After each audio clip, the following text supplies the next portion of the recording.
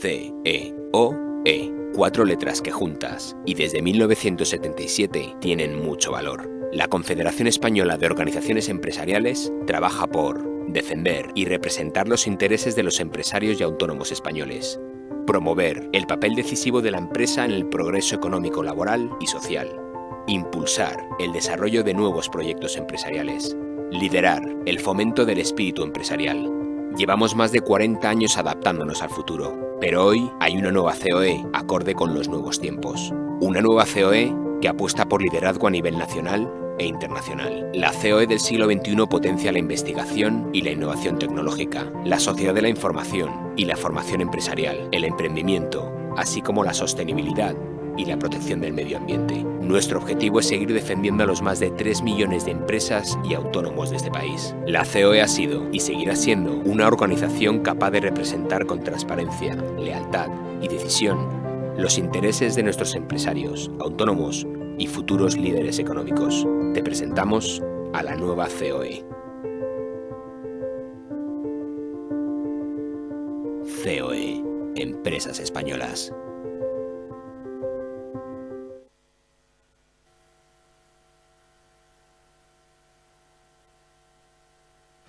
Muy buenos días, bienvenidos todos y aquellos también en abierto que nos están escuchando a este comienzo de la Asamblea Anual de COE y muchísimas gracias por acudir a esta cita.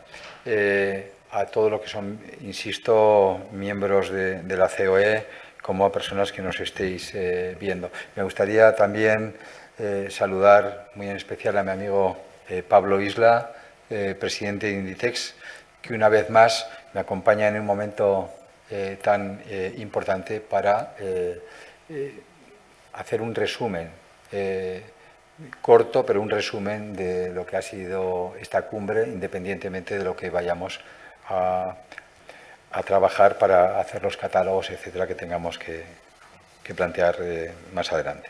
Es un placer y es un orgullo para mí dirigir unas palabras en este marco, como he dicho, de la Asamblea General, que tanta relevancia tiene para los que sentimos y vivimos la COE. Y lo es porque en esta ocasión dedicaré mis palabras a un acontecimiento que creo que ha marcado un hito ya en la historia de esta casa. Y me refiero a la cumbre empresarial que hemos organizado bajo el título Empresas Españolas liderando el futuro. Y la realidad es que ha marcado la agenda de estas 2 semanas. Desde el agradecimiento primero a todos aquellos que han aportado su granito de arena en cada una de las mesas para conformar una valiosísima situación del contexto actual y futuro en clave empresarial, y también dar las gracias a todos los que desde la organización lo han hecho posible. Quiero dejar claro que el objetivo que nos marcamos al inicio para nosotros se ha cumplido. Muy especial gracias a todo el equipo de COE que ha trabajado sin descanso desde cómo hemos preparado esta organización hasta cómo lo hemos llevado a cabo durante estos días. Llevábamos tiempo hablando de la necesidad de que todos los agentes económicos y sociales desde nuestro ámbito de actuación actuáramos con responsabilidad para ser parte de las soluciones a esta crisis. Y esta cumbre ha sido eso, un ejercicio de responsabilidad. Lo decía yo ayer, la solidaridad europea significa, por nuestra parte, responsabilidad. Los empresarios, como generadores de actividad y de empleo, sentíamos en el momento de aportar nuestra visión en este proceso de reconstrucción, desde la unidad empresarial, que también ha quedado patente, pero también desde la pluralidad sectorial, para sacar a España de esta crisis y poner los cimientos de un tejido productivo más competitivo y sostenible e inclusivo como una necesidad. Y así ha sido. A lo largo de 2 semanas se ha hecho un recorrido por los sectores clave de nuestra economía, dando voz a todo tipo de empresas, desde los autónomos y emprendedores hasta las grandes compañías, sin olvidar, por supuesto, a los territorios. Y creo que pocas veces se va a ver una fotografía tan completa de un momento económico y de las aportaciones empresariales como en esta ocasión. Confiamos en que la voz de la COE, de las empresas españolas, pero sobre todo, insisto, de las empresas españolas haya llegado de una forma clara y constructiva y que haya permitido arrojar algo de luz a esta coyuntura tan llena de incertidumbres. También esperamos que haya quedado claro que el fin último de las empresas españolas es lograr el bien común, y ello poniendo a las personas en el centro de las cosas y pensando en el futuro como un terreno lleno de oportunidades que debemos de aprovechar, apostando, como hemos venido también diciendo estos días, por la innovación y la digitalización, la formación y el impulso a la industria o a la sostenibilidad. Sin embargo, como apoyo fundamental a todos estos esfuerzos no puede faltar la Unión Europea. Necesitamos más Europa y aprovechar el apoyo financiero que prevé repartir la Unión Europea entre los Estados miembros, canalizándolo a través de proyectos solventes, para lo que ofrecemos nuestra ayuda con la misma lealtad dentro de la defensa legítima de nuestros intereses con la que seguiremos impulsando el diálogo social en el futuro.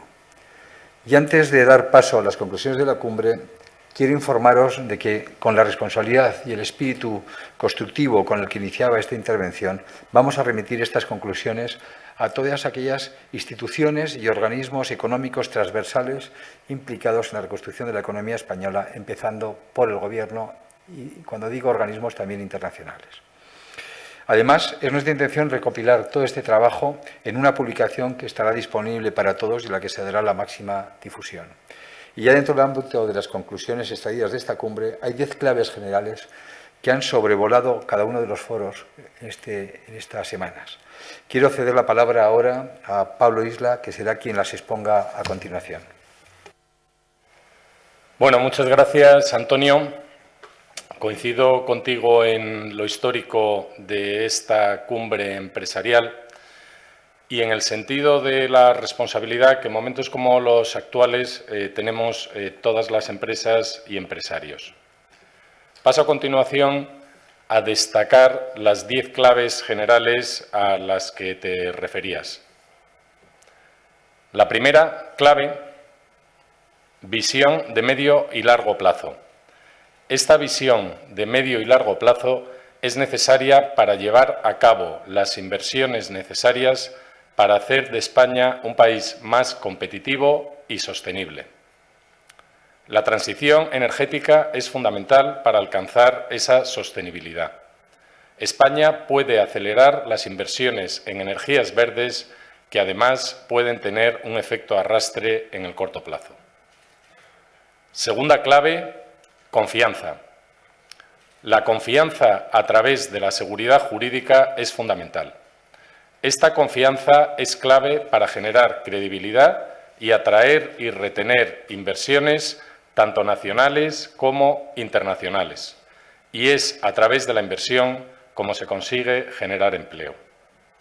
Tercera clave, consenso y diálogo social. Es importantísimo la búsqueda del consenso para afrontar la crisis económica derivada de la pandemia. Y en las medidas que se aprueben debe jugar un papel determinante el diálogo social. Cuarta clave, marco regulatorio más flexible. Es necesario un marco regulatorio más flexible y adaptado a los cambios de la economía española y una eliminación de las trabas burocráticas a la actividad empresarial. Quinta clave, colaboración público-privada. Esta colaboración público-privada es particularmente relevante para mejorar la eficiencia y calidad en la prestación de servicios públicos, tanto en el ámbito de la educación y la sanidad como en el de las infraestructuras. Sexta clave, conservar el tejido productivo. En este sentido, es determinante mantener las medidas que están funcionando, como los ERTEs o las líneas de avales públicos, adaptándolas y acompasándolas a la evolución de la actividad económica de cada sector. Séptima clave, reindustrialización. La reindustrialización es la mejor herramienta para generar un empleo de calidad y mejor remunerado. El objetivo debe ser alcanzar un peso del 20% sobre el Producto Interior Bruto. Aquellos territorios que superan este porcentaje son los que también presentan menores niveles de desempleo.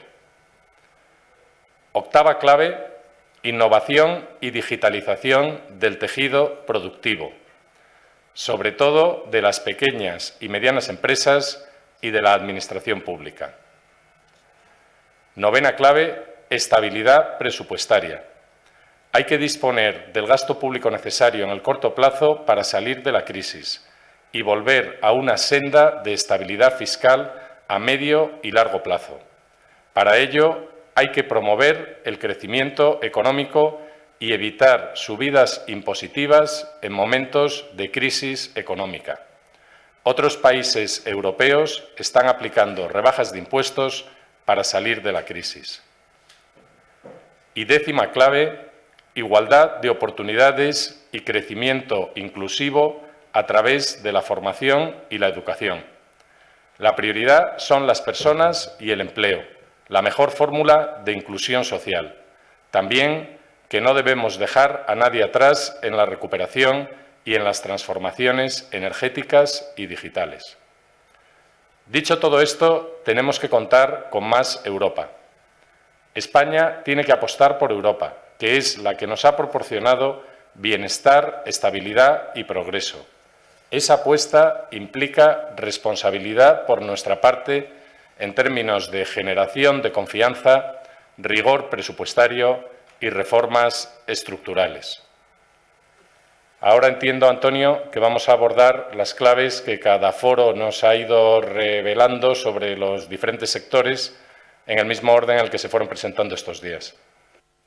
Sí, vamos a ir haciendo una reflexión, también un resumen de cada uno de los foros y iremos interviniendo de forma alternativa. Bien, el primer foro fue el sector financiero. Las conclusiones. Nuestro sector financiero ha tenido y va a seguir teniendo un papel fundamental en la provisión de liquidez y crédito a empresas y familias. Y está haciendo todo lo posible por ser una parte de la solución. ¿De qué manera? Participando en la moratoria de pagos de préstamos, concediendo nueva financiación con o sin garantía pública o haciendo adelantos de las prestaciones sociales. Sin embargo, el sector se enfrenta a un problema de rentabilidad. De ahí la importancia de gestionar la calidad del activo y de no imponer más restricciones a su actividad, como pueden ser la subida de impuestos o el aumento de requerimientos. El sector ha manifestado que tenemos que avanzar en la Unión Bancaria Europea y la Unión Bancaria de Capitales, y también avanzar con un marco estable y predecible, basado en el diálogo social y que aporte certidumbre sobre las reglas de juego y, como siempre, y decimos, garantice la seguridad jurídica. Esto es clave, según han manifestado, y aquí estuvieron prácticamente todas las entidades financieras, según han manifestado, para generar, y volvemos a poner la palabra siempre, la confianza necesaria para fomentar la iniciativa y la inversión privada. Sí,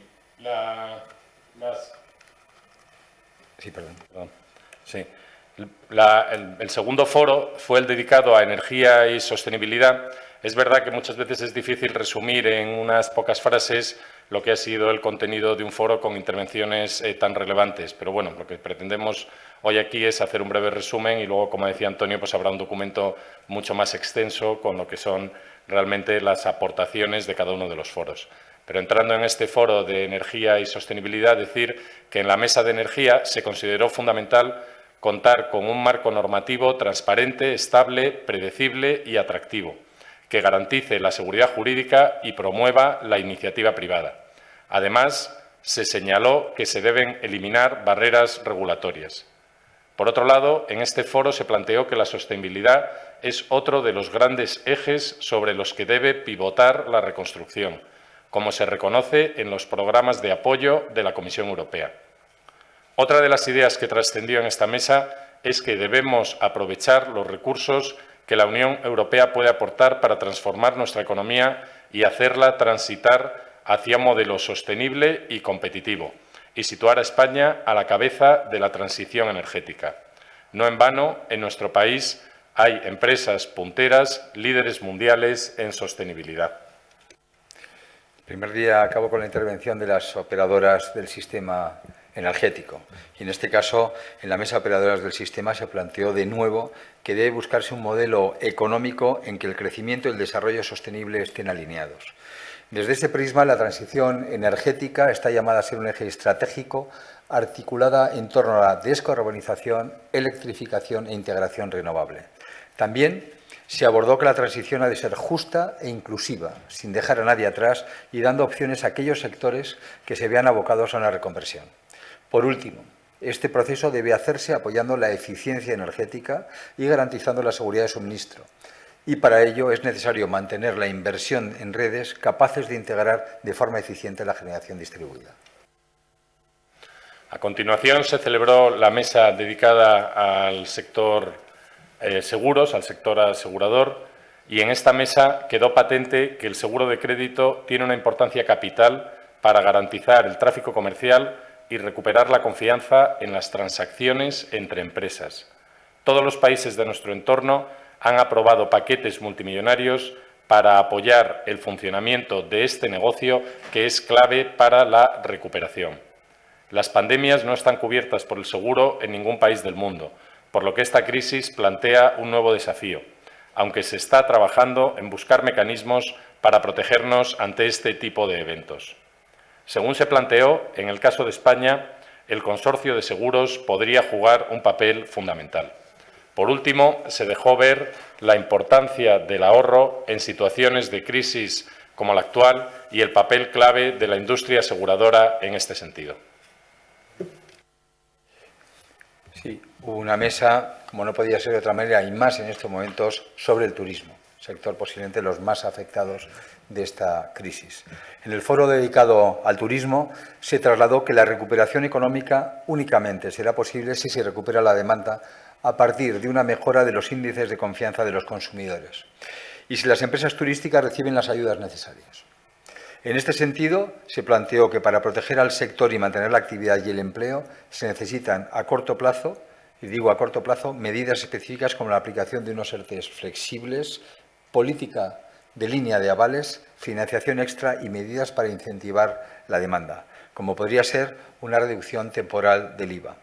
A largo plazo, sería necesaria la modernización del sector, aumentar el tamaño de las empresas, impulsar plataformas turísticas españolas potentes, turoperadores, e invertir en formación, innovación, desarrollo y retención del talento.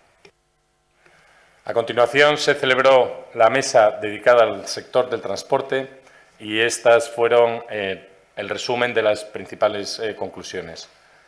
Durante la crisis sanitaria del COVID-19, el transporte ha contribuido destacadamente a la distribución de productos básicos, pero ciertos subsectores han visto paralizada su actividad, fundamentalmente los ligados al transporte de personas y también determinados medios de transporte como el transporte aéreo. Según se planteó en el foro de transporte, este último, muy afectado, necesita reformas estructurales como el impulso del cielo único europeo y la reducción de las tasas aéreas para fomentar la llegada de más turistas. Además, se insistió en que los recursos financieros de la Unión Europea deben movilizarse plenamente para que se ejecuten partidas presupuestarias destinadas a proyectos de inversión en comunicaciones. Para el sector, también resulta imprescindible el mantenimiento de los ERTEs, así como la simplificación de trámites y eliminación de burocracia. En el caso del transporte, se volvió a la idea de que la nueva modalidad debe ser sostenible, conectada y multimodal. Por último, el sector considera que hay que aprovechar esta crisis para resolver un problema endémico del sector, el tamaño medio de sus empresas, que debe ser más grande para innovar, internacionalizarse y ser más competitivas. No podía faltar la industria. El sector industrial coincide en que debe posicionarse como el motor de la recuperación. Cabe recordar que el 50% de las exportaciones se generan a través de la industria, que el 60% de la I+D+I está en la industria y que el 74% de los empleos del sector son indefinidos. Sin embargo, en los últimos años se ha abandonado el sector industrial. En 1970 suponía el 32,9% del PIB, pero hoy su peso se ha reducido al 11,5% del PIB. Ninguno de los grandes países occidentales industrializados ha vivido este proceso. Por ello, en las mesas dedicadas a la industria se instó a recuperar el peso perdido para llegar al objetivo de contar con un sector que aporte el 20% del PIB. Y para ello se propuso mejorar factores de competitividad como el coste de la energía, propiciando, por ejemplo, que el sector industrial produzca su propia energía. Además, el Estatuto para Consumidores Electrointensivos, aún en desarrollo, se considera clave, pero el borrador actual se considera insuficiente. Para el sector, la innovación y la transferencia tecnológica son también palancas de desarrollo competitivo, del mismo modo que nuestras industrias y empresas deben ser sostenibles en un sentido amplio y auténtico. Y también se considera necesario profundizar en la economía circular, volviendo a la idea de productos duraderos y de calidad frente al modelo desbocado de producir a bajo coste. A continuación vino la mesa dedicada a la automoción. España es el 9º país dentro del ranking de exportación de automóviles a nivel mundial y el 2º a nivel europeo. Sin embargo, la pandemia ha paralizado la actividad de la automoción y hasta 2023 no recuperaremos los niveles precrisis. Para este sector, los ERTEs son un mecanismo fundamental en la crisis, como quedó patente durante la cumbre. En este sentido, se recalcó que no se deben introducir cambios normativos que puedan afectar a la seguridad jurídica y que reduzcan la flexibilidad de las empresas para invertir. Al mismo tiempo, el plan de descarbonización se consideró positivo, pero con una llamada a hacerlo de forma gradual. Según se trasladó, necesitamos además la infraestructura adecuada para poder avanzar en la electrificación y acelerar su despliegue. Por otro lado, hay que definir el modelo de movilidad que queremos en nuestro país. Parece que el modelo tradicional de venta dará paso a un modelo de servicios de movilidad. Pasaremos a consumir desplazamientos mediante tecnología con una base digital, conocedora de los hábitos de los clientes, que predice su comportamiento y cruzan las necesidades con la oferta. Por último, el sector puso sobre la mesa que España debe dirigir sus políticas a fortalecer el tejido empresarial y la digitalización tecnológica. En el foro sobre asesoramiento y estrategia fue mayoritaria la idea de que la visión a medio y largo plazo será clave. El coste de la crisis económica y social es muy elevado y hay que actuar con responsabilidad para llevar a cabo una transformación económica con visión de futuro.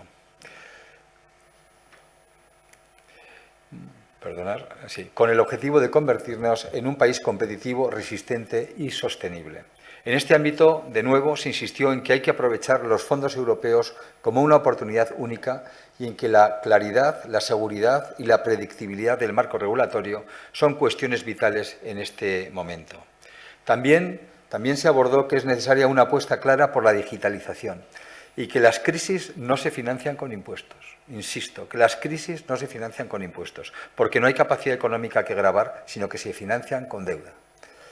De nuevo, se señaló en esta mesa que si queremos mantener el empleo, reactivar la economía y reactivar el consumo, lo último que se debe hacer es subir impuestos. A continuación, se desarrolló la mesa dedicada a la sanidad. La sanidad es un sector esencial que ha multiplicado los recursos y ha respondido de manera rápida y eficaz a la intensidad de la crisis sanitaria. Además, la colaboración público-privada ha sido altamente eficaz. Sin embargo, en el foro dedicado a este ámbito se puso de manifiesto que se necesita más inversión en sanidad, en torno a un punto del Producto Interior Bruto, dado que se parte de una situación de desventaja al estar España más afectada por la pandemia y al tener una inversión inferior respecto a la media europea antes de la crisis. Además, se recordó que la inversión en este sector revierte en la mejora y calidad de vida de la sociedad a medio y largo plazo. La responsabilidad social corporativa no podía faltar en esta cumbre. Y durante la cumbre empresarial también se puso de manifiesto que la responsabilidad social es uno de los motores con los que cuenta el país para ser más competitivo y más inclusivo. Y en este sentido se abordó la necesidad de que el planteamiento general de la actividad de la empresa sea contar con la responsabilidad social como elemento de competitividad, sostenibilidad y cohesión social. También se comprobó que la crisis ha puesto sobre la mesa el rostro más comprometido y social de las empresas, que se han movilizado con esta capacidad de resiliencia que les caracteriza, apoyando a la sociedad en estos momentos tan complicados. Bueno, se ve el ejemplo de la empresa que preside Pablo. Entre las experiencias de las que se hablaron, se recordó como, por ejemplo, que muchas empresas han reorientado su actividad también para fabricar material sanitario o han facilitado alimentos, corredores, etcétera, que son los que han hecho posible tanta solidaridad en este país durante los últimos meses. A continuación vino la mesa dedicada a cultura y deporte. La cultura y el deporte se han visto también muy afectados por la crisis del COVID-19. Estos sectores, con una gran importancia empresarial y económica, han sufrido las restricciones a su actividad y a la movilidad. Sin embargo, han estado a disposición de los ciudadanos en los momentos duros del confinamiento. Por todo ello, en la mesa dedicada a estas actividades se aseguró que se necesitan medidas extraordinarias y singulares que acompañen el proceso de normalización y dinamicen la reactivación de estas industrias. Para estas industrias es fundamental que se protejan los derechos de imagen y propiedad intelectual, que haya tolerancia cero con la piratería, que se fomenten la financiación, incluida las nuevas formas de financiación, medidas fiscales e incrementar la seguridad jurídica. Quedó claro en este foro que la cultura ejecuta una labor social imprescindible, dando un servicio público esencial en una sociedad equilibrada y plenamente desarrollada. Se deben diseñar, según se concretó, medidas específicas para la recuperación de la cultura y las artes escénicas. Para estas medidas se deben tener en cuenta las peculiaridades de la industria, como la estacionalidad, la intermitencia laboral y el carácter artesanal del mismo.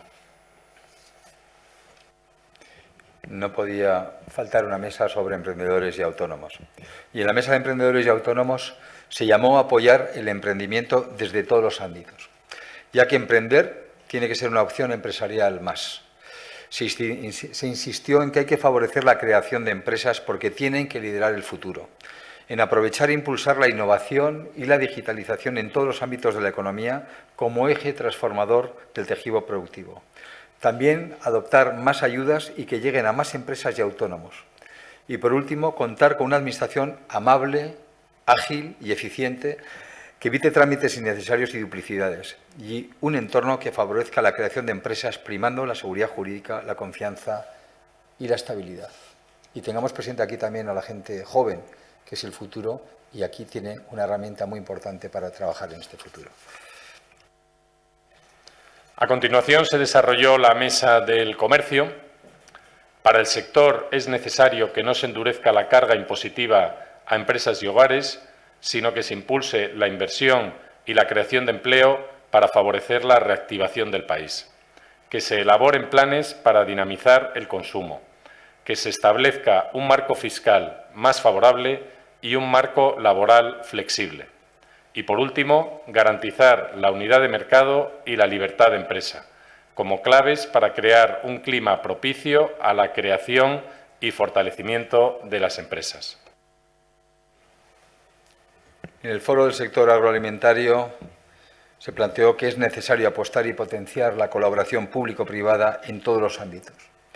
Propone crear en el campo un consorcio público-privado que promocione y exporte los productos españoles. En su opinión, la unidad de mercado es imprescindible para evitar desventajas competitivas con otros sectores de la Unión Europea y terceros países. Además, es imprescindible que la digitalización llegue de forma efectiva al mundo rural. Por último, en la mesa dedicada a este sector se habló de promover desgravaciones fiscales en el sector agroalimentario. A continuación se desarrolló la mesa dedicada a las infraestructuras. Una de las claves fundamentales para impulsar las infraestructuras por sus efectos positivos es la colaboración público-privada, según se recordó a lo largo de la cumbre. Dada la escasez de recursos públicos y el fuerte ajuste fiscal que se supone, es imprescindible fomentarla y también favorecer la cohesión territorial. En este sentido, se señaló que se necesita inversión junto con un programa extenso de rehabilitación de edificios, lo que crearía empleo de manera inmediata. Por último, la atracción de inversión extranjera. En el extranjero hay liquidez disponible, fondos que buscan proyectos rentables, pero seguros y sostenibles. Al respecto, el sector recalcó que las inversiones en infraestructuras que mejoren la competitividad y la sostenibilidad y la economía circular permitirán la recuperación económica y los objetivos medioambientales que todos compartimos.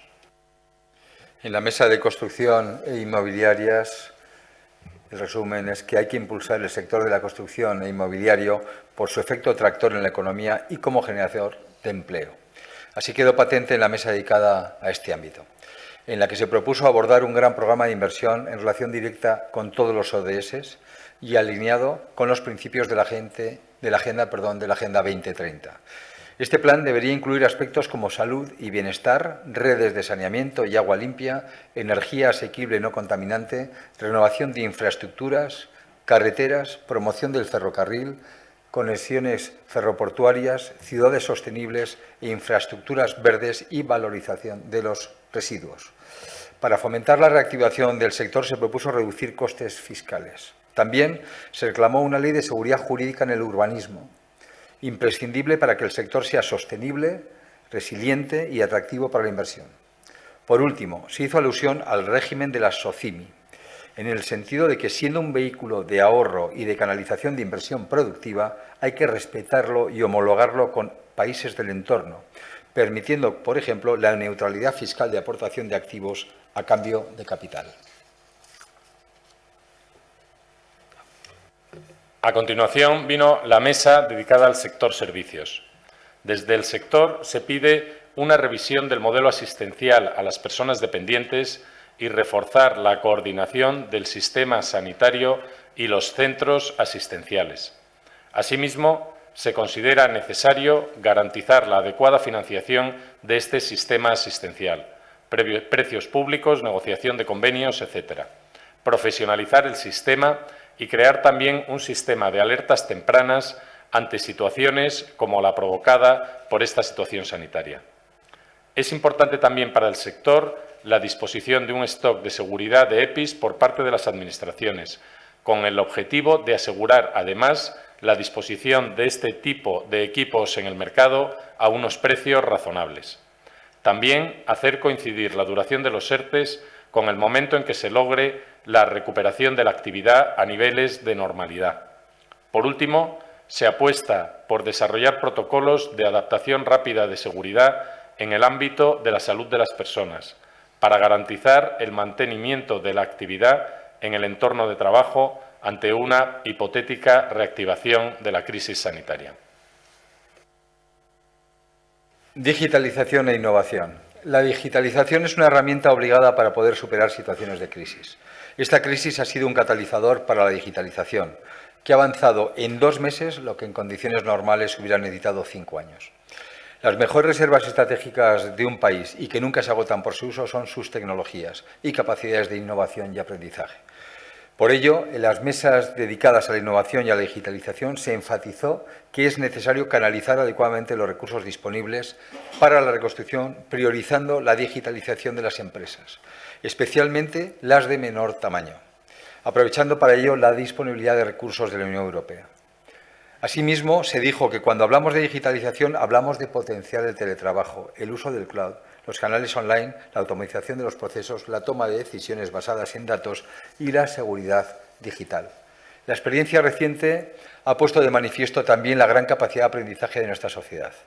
Pero, como se puso de manifiesto en este foro, todavía queda mucho pendiente y en este contexto se ha de apostar por la generalización de la formación en competencias tecnológicas, habilidades digitales y en el reciclaje y actualización de conocimientos de todos los profesionales que trabajan.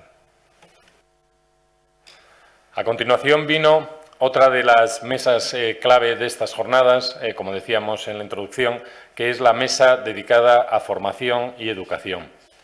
Una educación de calidad y de excelencia solo se consigue mediante el esfuerzo, innovación, coherencia, transparencia y una permanente actualización del conocimiento. Esta fue una de las conclusiones que se extrajo de la mesa dedicada a la educación y la formación. Nuestros sistemas, según se reiteró, adolecen de un grave problema de falta de ajuste entre la cualificación demandada por el mundo empresarial y la que ofrecen nuestros jóvenes, lo que requiere de consensos que propicien reformas valientes, difíciles y urgentes, siendo necesario hacer grandes esfuerzos de trabajo, de generosidad y de diálogo de todas las partes involucradas. La mesa de pymes que coordinó mi buen amigo y presidente de CEPYME, Gerardo Cuerva, como la de autónomos la coordinó Lorenzo Amor de ATA. En esta mesa de pequeñas y medianas empresas, uno de los mensajes más repetidos fue la necesidad de cuidar esta parte del tejido empresarial, por cuanto es mayoritario y es responsable de la mayor parte de la creación de empleo. Asimismo, se insistió en la necesidad de contar con un marco normativo que aporte certidumbre, apoyar la liquidez de las pymes y extender los ERTEs en sus actuales condiciones todo el tiempo que sea necesario. Otro de los temas comunes, de los puntos comunes, fue la necesidad de llevar la innovación y la digitalización a las pequeñas y medianas empresas. Y, por el contrario, evitar subidas de impuestos que penalicen aún más a empresas que normalmente no tienen tantas reservas como las grandes empresas. La siguiente mesa fue la dedicada a la geopolítica, con participantes ilustres. En la mesa dedicada a la geopolítica se trataron cuestiones clave como el notable esfuerzo que han hecho los empresarios españoles en términos de internacionalización y la necesidad de seguir por esa senda. Para ello, se ha ahondado en la necesidad de tener una Europa más cohesionada y de aprovechar los recursos liberados desde la Unión Europea para ayudar a los Estados miembros en la reconstrucción. Al mismo tiempo, se ha situado a China y Estados Unidos como los dos actores principales del actual tablero internacional y se ha advertido de que el protagonismo de la Unión Europea en este contexto dependerá en parte de la capacidad de la Unión Europea para resolver problemas internos. Asimismo, se han identificado como las grandes macrotendencias del momento la globalización y la digitalización. También se ha resaltado la relevancia de la ciencia en el contexto actual y que la inversión en tecnología debe ser una prioridad para la empresa, siempre en línea con la lucha contra el cambio climático. Y por último, que no es lo último, sino que también es lo primero, con respecto a los territorios.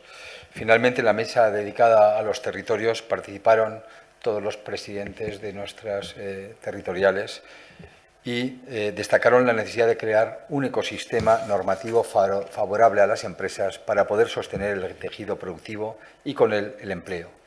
Para ello, se ha resaltado la importancia de extender los ERTEs en sus actuales condiciones mientras sea necesario y fomentar la colaboración público-privada. Además, las comunidades autónomas ven vital vertebrar mejor los diferentes territorios para efecto y como efecto luchar contra los efectos negativos de la despoblación. Como conclusión final, estos días hemos escuchado un amplio abanico de medidas y diagnósticos, muy completo y que esperamos que nos valgan a todos, no solo a nosotros. Nosotros los transmitimos a la sociedad en aspecto positivo. ¿Para qué? Para volver a tener el país que conocemos, queremos, y que pronto podamos volver a disfrutar de esa normalidad que teníamos antes de la pandemia. Os damos las gracias por haber seguido durante todos estos días estas reflexiones. Ya hemos comentado que saldrá un resumen mucho más ampliado y vamos a acabar con una presentación que es conocida, pero que es la presentación de ese país que conocemos, que queremos y que queremos volver a tener. Y es una presentación positiva de nuestro país, es un planteamiento de ánimo y transmitir a la sociedad desde la COE, desde las empresas españolas, desde las grandes, desde las medianas, desde las pequeñas, de los autónomos, desde las pequeñas, de las medianas, desde las grandes, porque somos todos lo mismo, ese espíritu constructivo que tenemos para trabajar todos juntos y ofrecemos esa colaboración a todas las instituciones, al diálogo social en el que estamos y llevamos trabajando tantos años. Muchas gracias.